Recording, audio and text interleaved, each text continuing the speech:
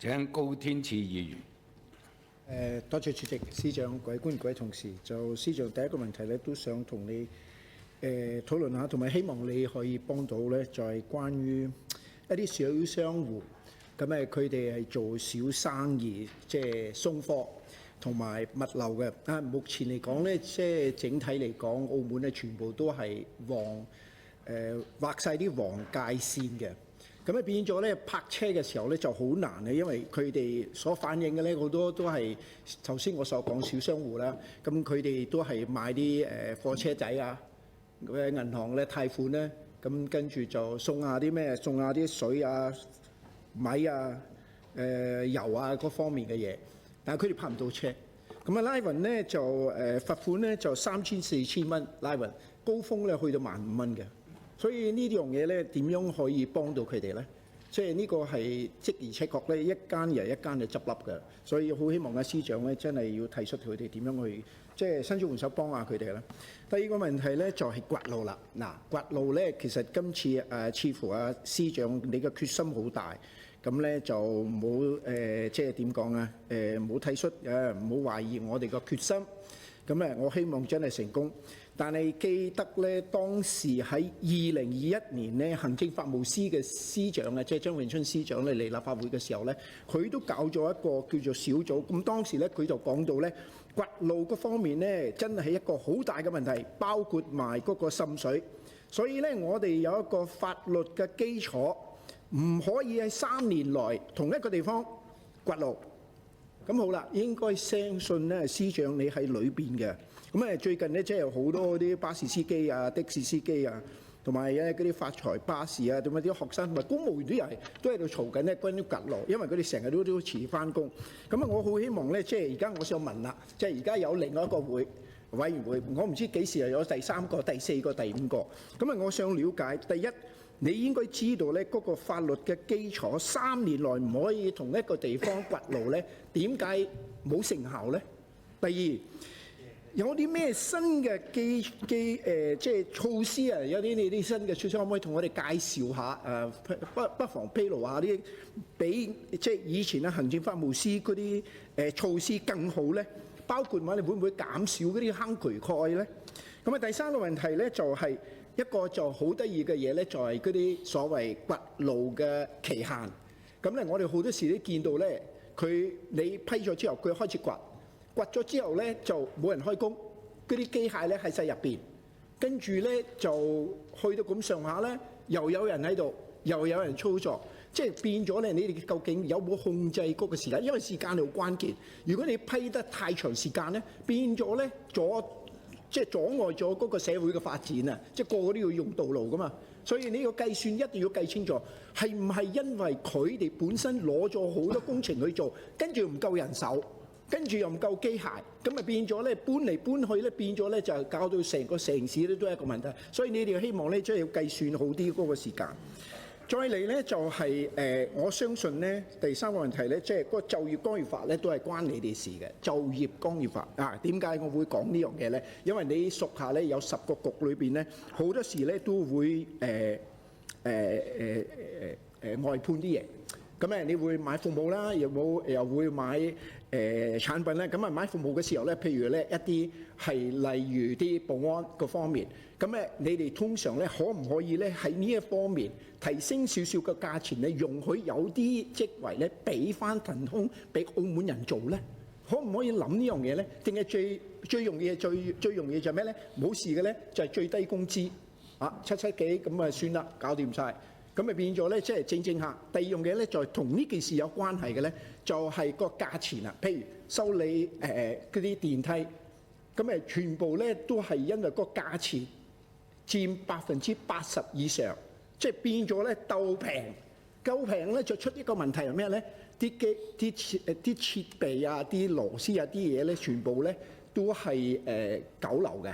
咁咪造成咗呢啲嘢咧，所以先至我哋會見到好多時咧出事咧，就係因為平啊嘛、流啊嘛，所以你哋唔會注重嗰個質量，所以呢一方面咧，你哋要承擔呢個責任咧係好㗎，質量好㗎，你哋要決定咧唔緊要㗎，你可以解釋到㗎嘛，唔係話因為你買貴嘢，人哋就會批評你哋㗎嘛。所以呢啲需要注意嘅。再嚟咧就係呢樣嘢咧就係早前咧我哋都係知，原來監獄咧除咗有個泳池建設辦喺度啦，你應該知嘅呢個嘅。咁除咗泳池咧，原來有一個健身室嘅。咁我想問咧，即係喺一個監獄裏邊咧有個泳池咧係好新意嘅，因為你查翻你上網咧，全世界咧都冇咩地方係有泳池有健身室，但係佢嘅深度咧1.2嘅。咁我想幾個問題咧，想問你咧就係你有冇你收職嘅時候咧有冇放水，會唔會滲水？因為咧呢個係一個好大嘅問題。如果滲咗落去咧，咁啊變咗啲倉咧會有滲水咯喎。咁呢個我想知你哋收職嘅時候咧有冇放過水落嗰個水池咧，令到真係知道咧嗰個泳池同埋咁究竟咧就做個泳池同埋個健身係俾邊個用咧？因為咧根據咧即係保安司早前嚟呢度咧，佢就話係俾啲潛水員同埋啲特警嘅。咁究竟你哋建設嘅時候，你哋有則師㗎嘛？我唔知邊個則師畫呢樣嘢咧。佢諗嘅時候咧，俾邊個用？呢個都好。係咪有唔同嘅通道咧入去咧？因為呢個保安嚴密㗎嘛，入去嘅時候，即係你唔係咁隨便咧，就算係你特警又好，你潛水員又好，唔係立亂入出入㗎嘛。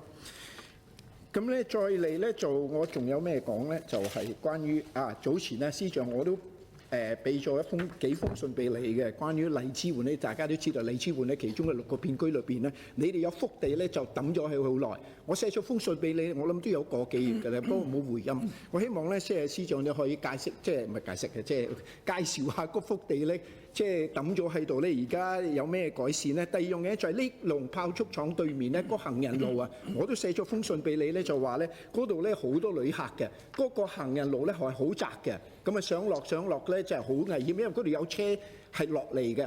咁啊變咗咧落嚟咧轉咗去大街益隆嗰邊嘅。第三封信咧就係青茂啦，大家都知道青茂係好緊要嘅。咁你市政處有一個地方喺度，隔離咧亦都有個叫做咩爛地又沖咗，今日中間有條巷，我都影咗相俾你。你三封信咧可唔可以司長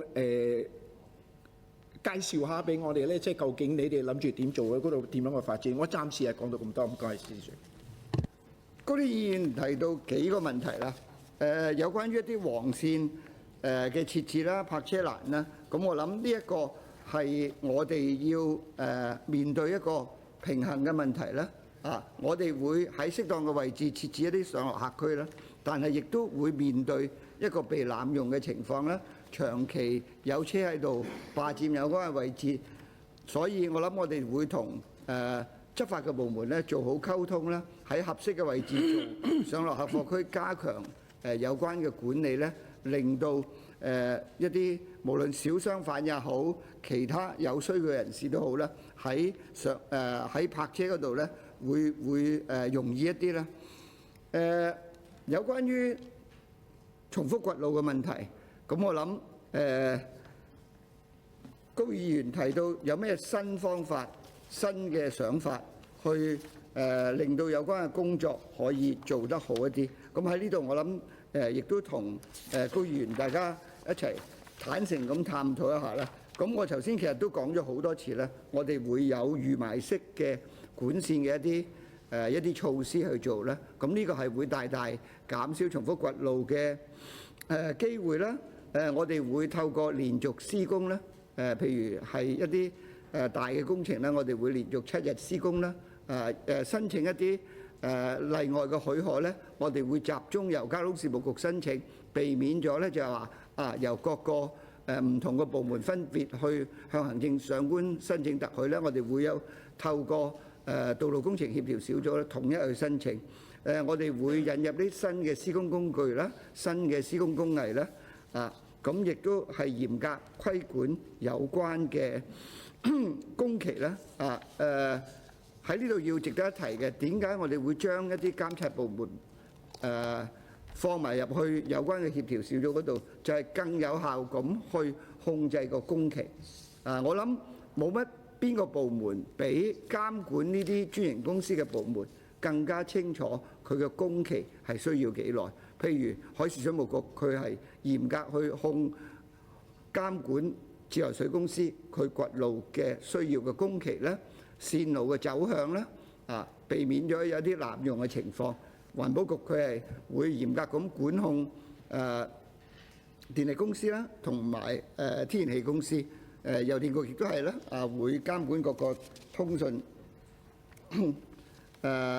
公司嘅一啲掘路嘅問題。至於我哋一啲工程服務係咪可以增聘本地工人？我諗我哋係一直以嚟咧，我哋都係以呢個為目標去推動有個工作，將聘用本地工人嘅比例咧，或者係用本地公司呢一樣嘢咧，嚴格咁喺我哋嘅書面諮詢裏邊咧，係有嚴格規定咧，喺城投規則招標方案咧，亦都會有列入去裏邊嘅。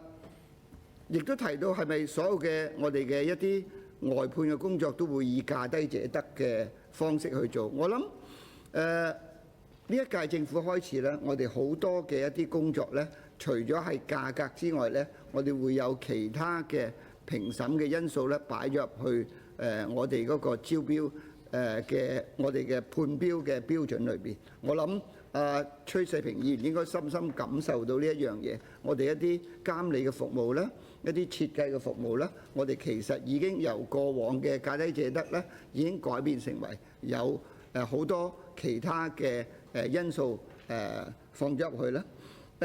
至於高議員提到監獄設施，稍後林局長會回應一下。有關於荔枝碗、益隆同埋青茂幾個具體嘅個案咧，我嘅資料係咧，荔枝碗嗰個我哋已經覆咗高議員啦，有關嘅地段咧已經係交咗俾相關嘅文化管理部門咧去處理。至於益隆有關於益隆嗰個個案咧，其實我之前可能喺答其他嘅議員都答咗咧，就係我哋做緊一啲規劃上面嘅調整咧，將一啲交通嘅元素咧擺入去松樹尾有關嘅地段嘅設計裏邊。至於青茂有關嘅地方嘅工作咧，亦都交咗俾相關嘅部門回覆咗俾高議員嘅。好啦，司長、主席、各位議員，關於高天賜提問關於新監獄一啲設施嗰度嘅。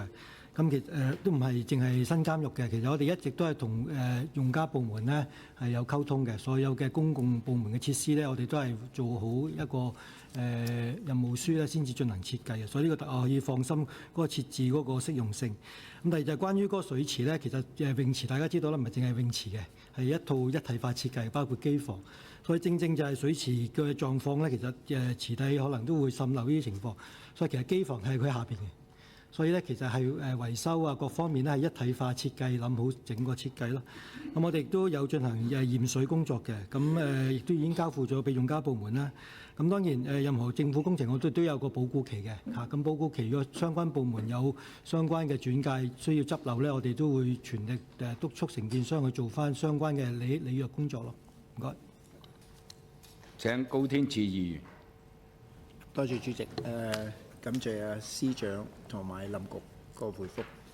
咁就講翻小商戶啦，同埋物流嗰方面呢，其實司長你都要面對一個問題，就係佢哋日日都係被人抄牌嘅。呢個行業呢係好難做，所以我頭先開場白都講到，佢係3000、4000蚊係正常，但係高峰呢去到萬幾蚊嘅。咁呢個行業如果繼續唔去重視呢，咁佢哋遲啲真係唔知邊啲人可以送貨。其次咧就係唔係個個小商戶都有能力喺經濟嗰方面請一個人跟班嚟去看住架車，跟住佢就去送貨，佢又睇住架車，即係唔係個個都做得到呢樣嘢。咁有兩個辦法，一個咧就 cam， 一個咧就係手機應用式咧，都係可以諗一個辦法咧，令到佢哋，譬如今日朝頭早我要送貨去邊幾個地址，咁你又入呢個形式落去，跟住就有關當局咧就知道佢會去邊幾條街。咁變咗咧，呢個亦都係一個中間嘅方式嚟去解決到佢哋嘅問題。至於就頭先林局講嗰樣嘢咧，就係用家啦，咁啊即係用家啦，咁啊用家用嗰個泳池，咁啊用家亦都用嗰個健身室，咁即係早前即係我哋收到即係保安司嗰個意見咧，就係俾海關嘅潛水員，因為如果1.2米咧，即係唔係好深嘅咋。即係佢哋訓練嘅時候係會有個問題嘅。咁啊，其次就係我頭先都有問過咧，你哋有冇試過放水落個泳池，真正咧嚟去睇究竟即係有冇問題？即係你哋收職嘅時候咧，係咪真係用過睇過呢個情況？其次就係你哋做咗之後，不過呢個都未必關你哋嘅範疇咧，但係都係睇用家最後決定。另外就嗰啲議員提到嘅一啲交通對物流業嘅一啲交通安排上面嘅一啲輔助啦，我諗我哋會審慎咁去研究，睇下可唔可以點樣幫到佢哋。